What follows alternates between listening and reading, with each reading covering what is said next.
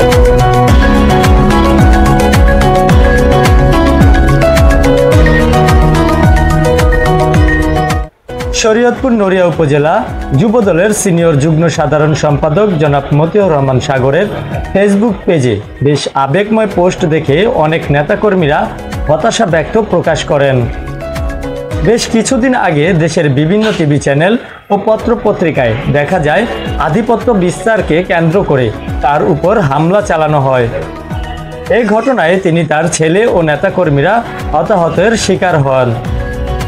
এরপর থেকেই মতিউর রহমান সাগর তার ফেসবুক পেজে দুঃখময় কিছু কথা পোস্ট করে থাকেন। পোস্টের কমেন্টে দেখা যায় এই ঘটনার তীব্র সমালোচনার ঝড় ওঠে। জানা যায় মতিউর রহমান সাগর বিএনপির দূর সময়ে দলের জন্য ব্যাপক অগ্রণী ভূমিকা পালন করে থাকেন। তার ফেসবুক পেজে আবেগময় এমন কথা পোস্ট করে থাকেন: সুবিধাবাদী ও অনুপ্রবেশকারী ধ্বংস করবে বিএনপিকে।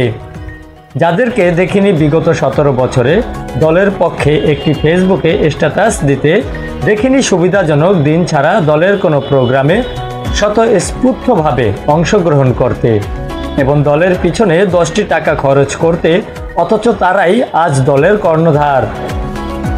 আর এত ত্যাগের পর নিজেকে মনে হয় আমি বোধহয় সুবিধাবাদী, অনুপ্রবেশকারী, তাই দলের দুর্দিনে আবার আসব, সুদিনে আর সক্রিয় থাকতে চাই না।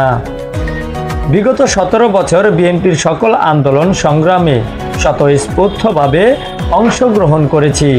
অনেকবার দেশনেত্রী বেগম খালেদা জিয়ার মুক্তির পোস্টার সহ শরীয়তপুর নড়িয়া প্রচারণা ছিল চোখ পড়ার মতো।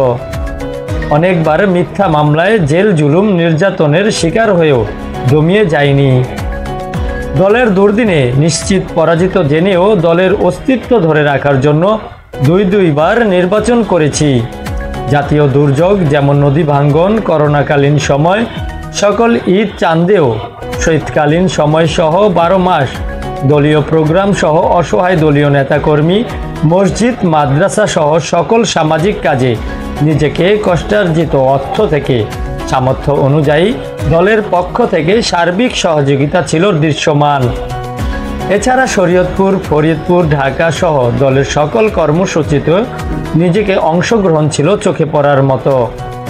আজ নিজেকে মনে হয় বড় অসহায়, মহান আল্লাহ রাব্বুল আলামিন যেন সহায় হন।